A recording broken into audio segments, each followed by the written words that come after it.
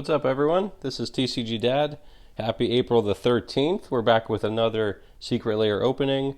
This, I think, is box 5 out of 19, so we're rolling along pretty well. Today we've got pictures of the floating world. This was part of the February Superdrop 2022. Should have some information for you down here.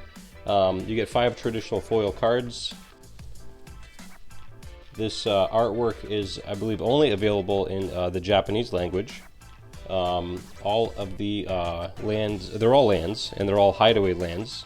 I'll talk more about what those are. And I think this Secret Lair was celebrating the launch of Kamigawa Neon Dynasty. So the artwork that's showcased here is called Ukiyo-e. It's a popular style of Japanese art from the 1600s, the 1800s, and it roughly translates to pictures of the floating world, which is where they got the name for the Secret Lair from. So let's dive right in. If you guys haven't yet, I'd appreciate it if you hit subscribe, hit the like button, and leave us a comment down below. As we keep these Secret Lairs coming, really do appreciate your support.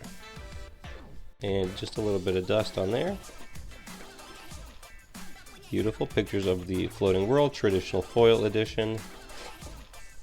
We'll leave that there. We got our standard box. And then now let's get into the contents. We'll, as we usually do, we'll put the bonus card aside after just inspecting its condition. I would say the same as the last card. I think it was just a little pringled, although maybe I feel a more significant bend here, which I'm not happy about. I'll put that aside and we'll take a look at that guy as soon as we look at these cards. And then onto the main cards. So these are, oops, I was gonna smash the camera. I personally love this artwork. I believe they're all Japanese artists as well. So let's take a look. I've got some notes here in terms of what each card does, because they are Japanese text cards, and I unfortunately do not speak fluent Japanese. So, all right, first and foremost, let's take it. So some slight curling in regards to these traditional foil cards. So this is pretty standard with Secret Lair. We'll get these in sleeves and we'll get them in a binder, and hopefully that additional weight kind of help flatten those out. So first we have this Plains, which is Wind Brisk Heights. You basically, with hideaway lands, you look at the top 4 cards of your deck, you pick one to exile, usually you put it under this land, and then the other 3 you put to the bottom of your deck. And so you can either tap this card for 1 Plains, or if you pay a Plains and tap it, you may play the exiled card I just spoke of without paying its mana cost, only if you've attacked with 3 or more creatures this turn. So that is how that hideaway land works, and the artwork is beautiful. Tomohito is the artist. Tomohito. Okay, I'll put that guy over here. Next we've got this beautiful land. This is the Shelldock Isle. You can tap for 1 island, or you can pay an island and tap it, and then you can play the exiled card. I think this on Shelldock Isle it says removed card because it's an older card, so the language was still removed card, but you may play the exiled card without paying its mana cost if a library has 20 or fewer lands. So if a library has 20 or fewer lands, you can play the exiled card without paying its mana cost, which is pretty sweet.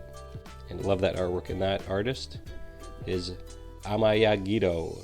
I believe they're all Japanese artists. So far they seem like Japanese names exclusively. Okay, then we've got this beautiful swamp. Here we've got the Howltooth Hollow.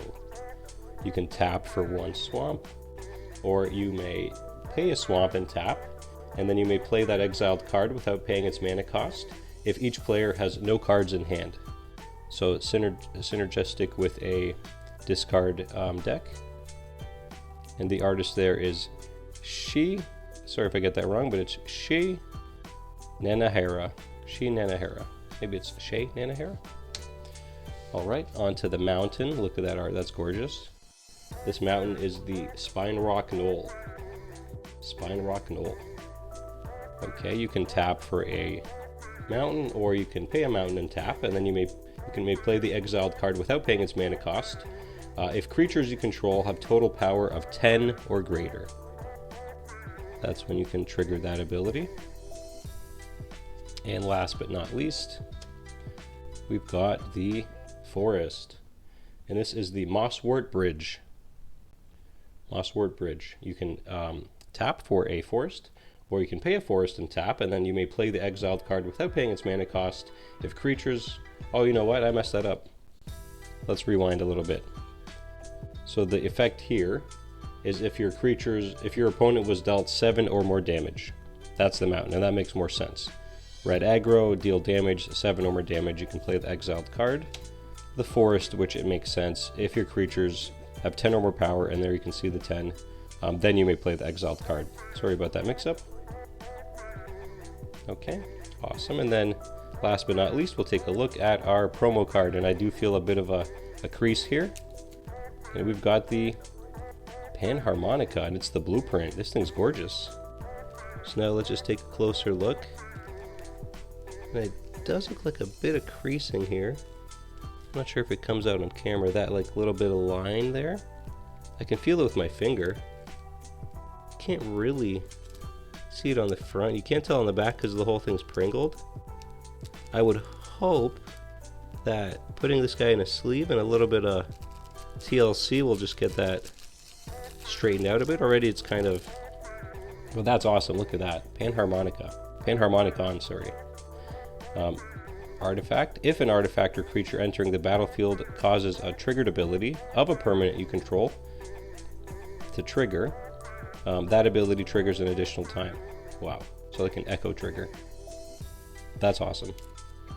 Okay, and that's it for this Secret Lair. Thanks so much for tuning in, everyone. If you're not already subscribed, what are you waiting for? You know, you want to make yourself eligible for that 100 subscriber prize, and smash the like button. Leave us a comment down below. Thanks so much for all the support, guys. This is TCG Dad signing off. Peace.